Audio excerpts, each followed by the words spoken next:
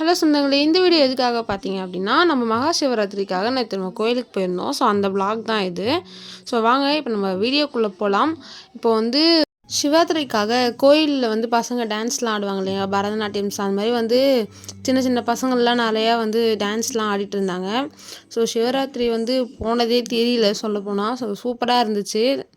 சாமிக்கிட்டேயும் நல்லா ப்ரே பண்ணிவிட்டு பசங்க டான்ஸையும் பார்த்துட்டு நல்லாவே இருந்துச்சு சிவராத்திரி நேற்று.